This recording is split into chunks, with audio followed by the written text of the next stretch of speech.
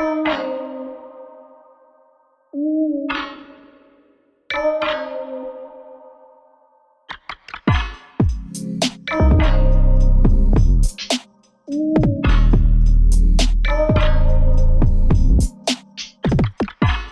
the moon built to keep an eye on people and as a vehicle to travel the universe? My granddaughter and grandson have been to the moon. It's not a moon. It's a command center with probably 25 to 35 different civilizations in there, but they have personnel living here. Their families live here. The kids are getting educated. It's a big facility.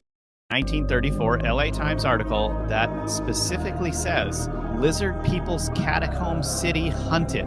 Engineer sinks shaft under Fort Moore Hill to find maze of tunnels and priceless treasures of legendary inhabitants. G. Warren Schufelt, geophysical mining engineer, used cutting-edge technology at the time in the form of radio x-rays to detect minerals and tunnels below the surface. It turned up catacombs and vaults that made up a vast city. Schufelt met with a Hopi Indian, Little Chief Greenleaf, told him the ancient story of how an advanced race called the Lizard People had built a massive underground city using powerful chemicals instead of shovel. The Lizard People were highly advanced and incredibly smart, according to the Hopi chief. Their city was built with an advanced type of cement stronger than anything modern people could make. I've been told that the moon is a machine filled with computers. It watches, observes, downloads, uploads information to someone somewhere else in the universe. It has been used as a monitoring and manipulation station by non-humans for millions of years. I have talked with people who have worked in government intel agencies. People who would be CIA, NSA have said, it's absolutely right.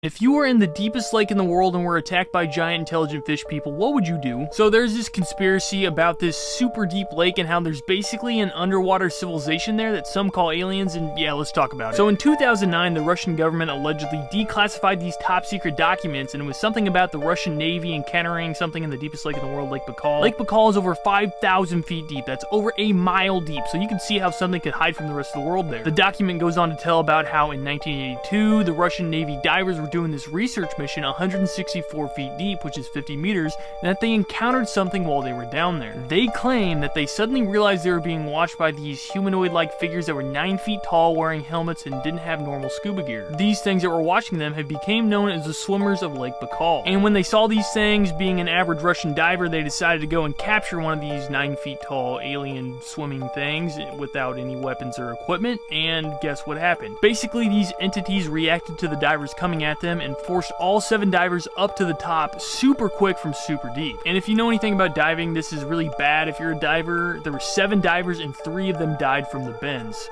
which is like decompressing really fast. So yeah, people think there's like an ancient civilization down there, and they see like lights over the lake sometimes and down in the lake, and it's really freaky. It's pretty crazy. What do you think it was? And as many as 10,000 levels of floors inside the moon that are all built out with technology. It has a supercomputer inside of it, and the moon is an arc, meaning that you could package up an entire planet, the plants, the birds, the animals, and the people, and put them all inside this artificial construct in what looks like an ordinary moon, and then actually pilot it somewhere else. There is a distinct possibility that a very ancient extraterrestrial race actually brought the moon to Earth's orbit.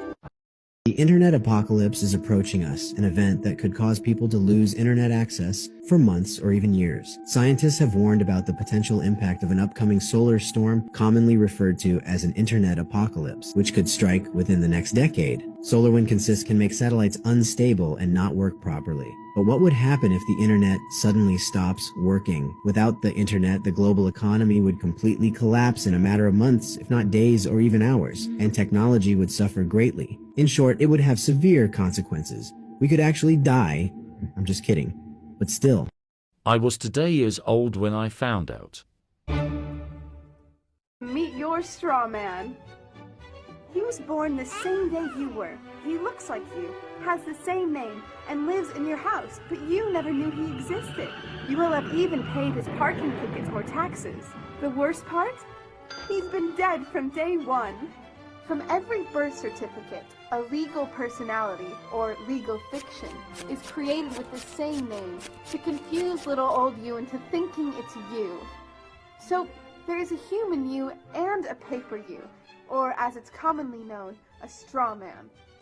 So when it seems like government officials, court clerks, or the police are speaking English, they aren't. They're speaking legalese, designed to make you agree to verbal and written contracts without even knowing about it, all spun from Black's Law Dictionary. For example, when the police say, "Do you understand?" you'll say, "Yes." What they are really saying is, "Do you stand under our authority?" Oops-a-daisy, you just created a verbal contract with them. Oh, you clever government. Did you know that whenever you register something, you are handing over title to the person you register it with? That's right. Whenever you register something with the government, they assume it belongs to them. Registered your car? Super! Now you are the registered keeper of your vehicle, and the government can crush it when you don't pay your, straw man's taxes. Expecting a new bundle of joy? Well then you need to register your little darling with a birth certificate. Then they can start the process all over again and create a new straw man for your little one. Isn't that great? So when Junior grows up, he'll be able to generate revenue just like you have. When you notify on your baby by signing the birth certificate, your child becomes a ward of state, and if the government doesn't like what you're doing, they'll assume it's okay to take the child away, or make new rules for things they don't like. Not enough school? Smacking your child? Shouting too loudly? Then it's off to social services for the little one. When you get a bill, it's sent to you, but belongs to your straw man, not you. That's why bills, fines, and summons start with Mr., Mrs., or Ms. Sometimes you'll see your surname in capitals, just like on a gravestone. That's because your straw man is dead, and just a silly piece of paper, created before you could comprehend or even consent to it. When you go to court, you represent your straw man, so you, the human, take on any costs, fees, taxes, and fines involved for the straw man. The human you doesn't even need to pay them. But you made a contract with the court by appearing on behalf of your legal personality or straw man, just like the government knew you would.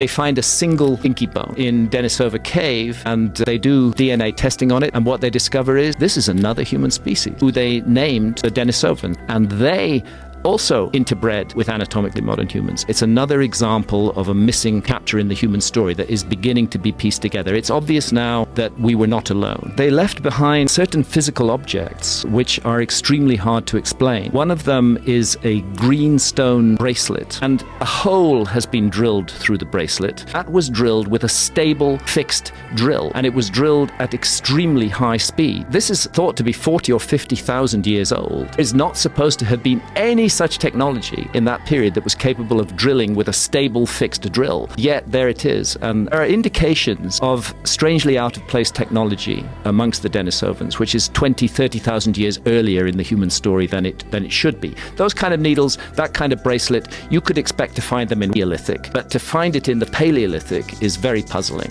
Our moon is some kind of artificial satellite, a base to observe Earth. One side of the moon is always facing the Earth. Only one side is visible from the planet's surface. It means that if you're an ET race, you can build anything you want on what we call the dark side, because nobody on Earth will ever know. You know, they could have all their ships parked on the far side of the moon, visiting the Earth, doing whatever they need to do, monitoring the Earth, without us ever knowing what's there.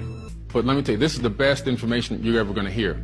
There's some amazing evidence that suggests the moon may be hollow, and it comes from our own USGS.gov. When you download these official NASA images and look at them, you start to see immediately that there's subsurface structures. It's the smoking gun that the moon is definitely hollow and there's structures beneath it. Is this real? Can somebody tell me if this is real? Because I'm not an astronaut and I'm not a science man. But can somebody tell me what in the monkey dust is going on? So ever since they went to the moon, these men are taking it to the next dimension. They flew past the firmament. they didn't go to the moon. These men are flying to the sun. So please, somebody answer me this. In school, they said if the earth was 2 centimeters closer to the sun, we would all burn up. Who remembers when they said that? Do you remember? Somebody, you remember? These men are now saying they are able to fly straight into the sun. And to add insult to injury, when you go into space, it's cold and it's dark. Where is this heat coming from? Why is it heating up on Earth, but in space it's cold and dark? But these men know the shortcut to the sun, 500 million miles away. Oh, you son of a bitch. How did this man travel 800 years into the future? In 1943, an experiment called the Philadelphia Project was conducted in the attempt to use Einstein's unified field theory to make the USS Eldridge invisible. However, things went wrong, and the warship started phasing in and out of time. A survivor, Albalek, and his brother Duncan jumped overboard for safety. When they awoke, they found themselves being treated in a hospital for radiation burns in the year 2137, where he reported that a climate catastrophe had already altered the world, and in the wake of World War III, the US is no more. Subsequently, he was pulled further into the future to the year 2749, where he lived for 2 years, reporting yet again that there was peace on Earth, as everyone lived in mobile floating cities, controlled by a super AI robot. He was then pulled back to his original timeline, where he eventually worked on the Montauk Project. But even though the government has disavowed him, the question we should be asking is, this footage is 100 years old. It shows part of the military exercises that took place off the east coast of the United States between 1921 and 1923. The Martin MB-2 airplane is emitting a trail of chemical smoke that rains down to the surface of the ocean, forming a dense smoke curtain hundreds of feet tall. The smoke is created from a highly toxic chemical called titanium tetrachloride. It's a colorless liquid that reacts with air moisture to form the smoke you see here, which consists of hydrated titanium acid and hydrogen chloride. It is dangerous to work with, an irritant to respiratory systems, and can corrode metal. It's not hard to imagine how this process of delivering huge chemical payloads by airplanes at altitude would be important to later developments in geoengineering and cloud seeding. If they were doing this 100 years ago, imagine what they can do now. Here's how your perception of reality is falsely influenced by the media. Let's rewind the clock to the early 1900s. There's a guy, he's a brilliant Russian physiologist. His name was Ivan Pavlov, who happened to stumble across something really interesting while he was studying dogs. So in Pavlov's study, every time he would feed his dogs, he would repeatedly ring a bell. And over time, he conditioned the dogs to associate the sound of the bell with food. So even if there's no food around, if someone rang that bell, the dogs would start salivating, drool coming out of their mouths. And just like that, classical conditioning was born. Now here's how it affects you. Let's zoom in on the modern age, where politicians and the media are masters of using classical conditioning to shape how you perceive the world around you. Their enemies become the villain in your mind, and they use your emotions as puppet strings that they pull without you even knowing. So how exactly do they do that? Well, imagine this. You're watching your favorite news channel. Every time they talk about a certain enemy of theirs, they play intense music. They show dramatic visuals, and they use really strong language to paint this person as the big bad wolf. And that repetition over time will condition your brain to associate that person with danger and fear to make them your enemy as well. And just like Pavlov's dogs connected the bell with the food, it becomes automatic. And here's the real kicker. Once that conditioning sets in, it's very hard to break free. Those perceptions become ingrained, shaping your opinions and your actions to the point where people will literally start to hate someone and believe that they're a racist, a misogynist, a danger to society, or whatever else the media wants you to believe about them. We all know people like that who have false beliefs that they feel so deeply about, but they can't understand why they hold that belief. And if you question them about their beliefs, it usually goes something like this. So why do you think he's a racist? Because all the stuff he says. Stuff like what? Oh, you know, a bunch of stuff.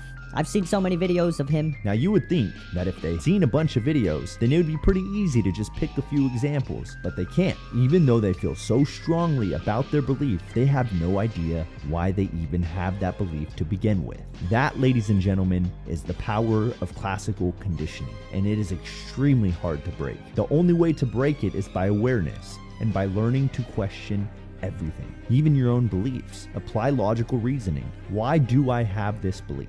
And if you don't have any logical facts backing up your beliefs, you might have been conditioned by someone else to hold that belief. Remember, you hold the remote control to your mind. Don't let anyone else press those buttons without your permission. If you like learning and understanding the world from a different perspective, make sure you follow me and interact with this video so that the algorithm brings you back to my content.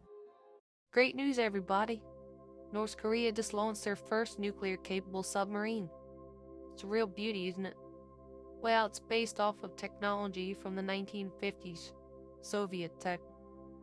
And South Korea said they're not too sure it's going to even work. But I think the last thing we need is a wild dictator with more nuclear power in his hands, as we have enough issues already. Of course, the United States government is very busy. We have a lot of money to give to Ukraine. We got a lot of turmoil with our president and our senators falling asleep in the daytime. I tell you, I never imagined the world to be so messed up right now. And the more you look and see this crap, you just get tired of it.